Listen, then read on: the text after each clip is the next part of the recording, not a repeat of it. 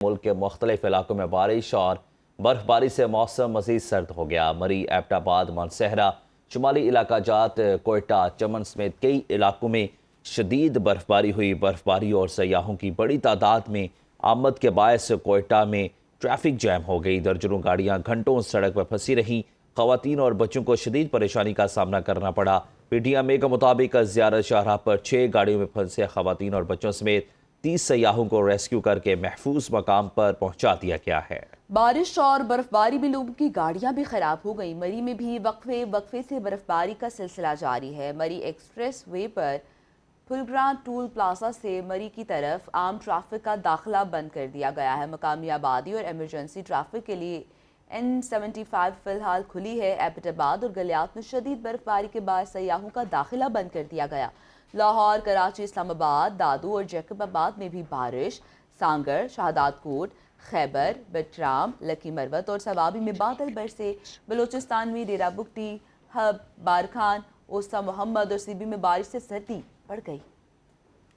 मुजफ्फराबाद और गिरदोनवाह में बर्फबारी का सिलसिला शुरू हो गया है। शहर ने सफ़ेद मोतियों की चादर ओढ़ ली। तवील अरसे के बाद रुई के गालों की तरह बर्फ पड़ रही है। इस हवाले से मज़ीद जानते हैं ब्यूरो चीफ सुनो न्यूज़ वकास काज़मी से। जी वकास, बताइएगा।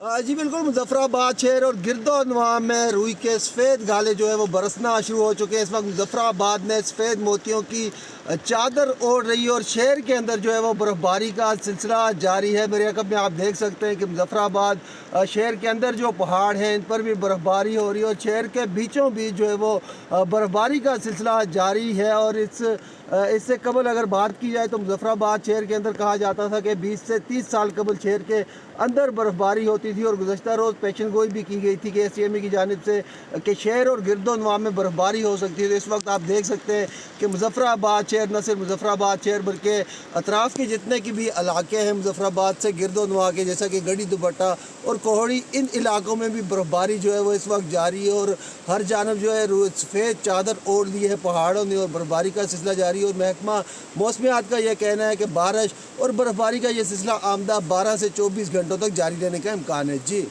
नाज़रीन, शिगर में शदीद सर्दी के बायस ज़िले इंतज़ामिया और पाक आर्मी के ताउन से डगौर पाशा के सैलाब मुतासरीन मुस्तहिक ख़ानदानों में गर्म मलबूसात और दीगर सामान तकसीम किया गया। इसी बारे में डिटेल जान लेते हैं ज़मान अखवंजादा से। जी बताएगा। इस वक्त मैं वादी शिगर के दूर रफ्ता इलाका वादी बाश और बर्फपोश पहाड़ों के दरमियान में मौजूद हूँ। वादी बाश में आप सब बेहतर जानते हैं हालिया सैलाब में बड़े पैमाने पर तबाही मचा दी गई थी। इसके बाद ज़िला इंतज़ामिया और पाक फ़ौज के ताउन से यहाँ रिलीफ पहुँचा रहा है। इस शदीद सर्दी के बायस ज़िला इंतज़ामिया और पाक फ़ौज के ताउन से यहाँ इमदादी सामान और इमदादी कैम्प का इनेकाद किया जा रहा है। इस वक्त मेरे साथ तहसीलदार साहब हमारे साथ मौजूद थे।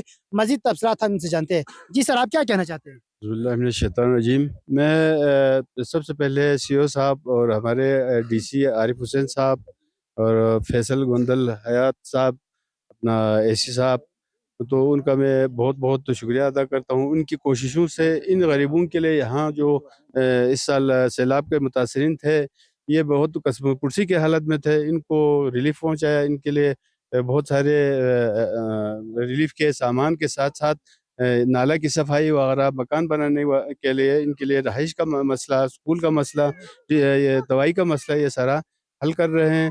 हाँ बिल्कुल, इनसे बात हुई तो इनका यही कहना है ज़िला इंतज़ामिया हर वक्त हर लम्हा आवाम के साथ मौजूद है, इनके साथ शाना बशाना खड़े हैं। इसके अलावा इनके लिए जो भी मसला मसाइल है उसको फौरी तौर पर हल करने की इनको यकीन दहानी की गई है। जी।